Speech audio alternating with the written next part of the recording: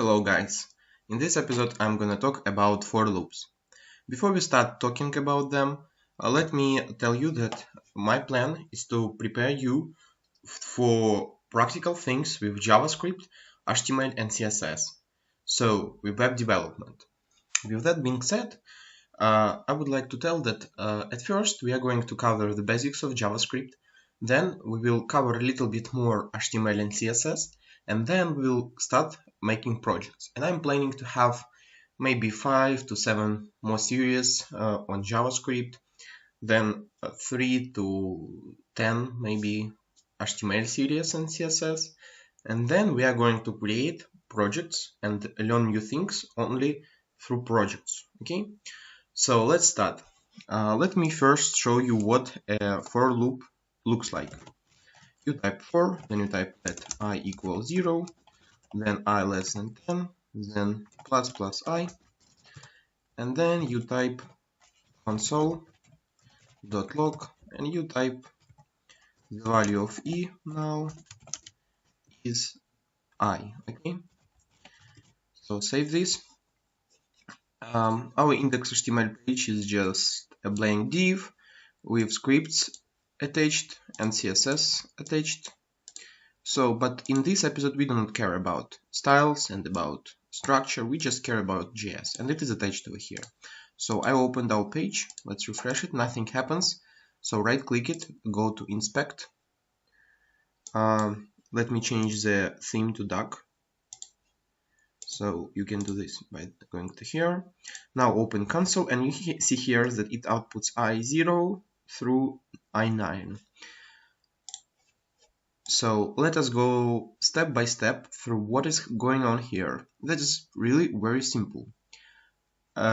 Just ignore this word for, so ignore everything and just listen to what I'm telling you. And watch me when I'm pointing you the parts which are responsible for what I'm talking about. The first part is let I equal 0. We're just creating a variable and we are assigning a value of 0 to it. After we done that, we're checking whether or not I is less than 10. And after the checking, we have two options. It either true, meaning I is really less than 10, or it is false, meaning that I is not less than 10. It is equal or more than 10, okay? So if it is false, then we are just leaving this block and we don't care what is written between those curly braces. But if this is true, meaning that I is really less than 10, then we are running the code inside these curly braces, and that code could be anything. In our case, what we are doing, we are just printing out I, semicolon, and the value of I. So again, we initialize our variable I, we check that it meets some conditions, and if it does, then we execute this code. After this code is executed, we are executing code over here. In our case, we are increasing I by 1. I know that I didn't talk to you guys about plus plus operators, but I will talk in a little bit time, okay? So what it basically means is that we increase I by 1. And then we check again whether or not I is less than 10, and if it is less, we execute this part of code. And after we executed this part of code, we execute this code over here and check again. So that means we'll print out when I is 0, then we'll output then I is 1, and so on. But when we come to I being 10, we are checking over here, is I less than 10? And since I is 10, it is not less than 10, okay? And that is why we are leaving this piece of code. And we output the 9 as the last number. So now let's talk a little bit about I++. Writing plus plus I or I++, let me create a variable at first. Let us call a variable n, since we are using the I name over here already. Let's call a variable n. Let's assign its value 0. So now when we type n++, or when we type plus n, it's basically the same as we would type n plus equal 1 n is equal n plus 1. We're just increasing it by 1. Okay, what is the difference between those two? So the difference is pretty significant. The first expression over here, it first increases, I'm sorry, it first returns the value of n and only then it increases it. The second expression increases it and then returns.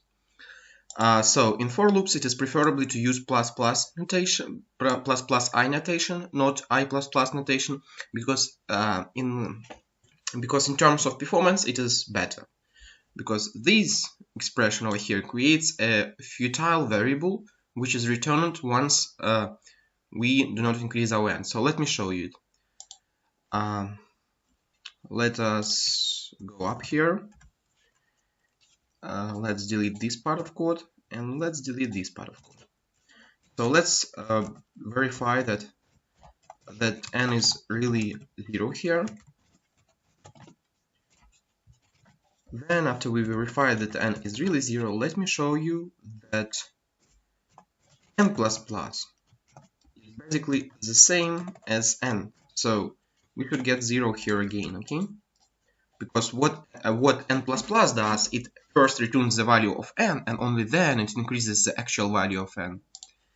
And the last thing we would like to do is let us check what ++n does. And let us output the value of n after n++ and let us output value of ++n. So let's type after ++n and after n++. Save it. Let's go to our browser, refresh the page. As you can see here at the beginning, n is 0. Then we are performing n++ operation and we are getting 0 again, okay? But after not changing n, after executing this expression, we can see that after n++, n actually changed and it is 1, even though here it is 0, because n++ returns the actual value of n. Then we outputting the value of ++n. And as you can see here, it increases immediately. It was 1 and it just now goes to 2. And as a result, it is natural that it stays 2 here because we change nothing. So I think that the concept of ++ and n++ is pretty simple. And if you don't get it, guys, don't be confused. Don't stuck over it for too much. When time comes and when you will start using it for your own projects or for projects which I show you, you will get it is in no time. But right now you should be accustomed at least to it. You should feel at least, I don't know, at least ++n. It is just increases n by 1, and that's all. That's it. It increases n immediately, and that is what we need. That is what we need here. So actually there are minus operator also, but I think there is no need for us to explain it right now.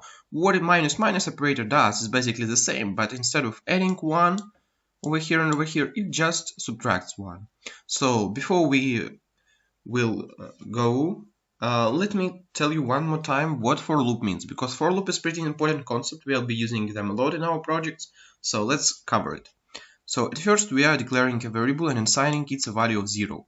Then we check whether or not I satisfies some conditions. In our case, the condition is that I should be less than 10. If it satisfies conditions, then we execute this piece of code in curly braces. If it doesn't satisfy the condition, we leave the loop and never goes back to it, okay? So since it satisfies conditions in our case, we output I and its value. Then when this code has run, we go to this part of code, we execute it, we check the condition again. If the condition holds, we execute the code again. After executing, we again go to this part, and so on and so on. And in our case, the condition ends, meaning that I less than 10 results in false when I becomes equal to 10. So at first I is 0, then after it checked I, executed code, and added 1 to I is 1. 1 is still less than 10. Then the code executed again, I is increased by 1 again, and the condition is checked again. Now I is 2, and so on. And as you can tell, I is So the values of I are 1, I mean 0 from the very beginning, 1, 2, 3, and so on. And at the end they are 8, 9, and when I comes to 10, it checks whether or not 10 is less than 10. No, 10 is not less than 10. 10 is equal to 10. And that is when we are leaving this condition. So that's all for today, guys. Thank you guys for watching. Stay well. Bye bye.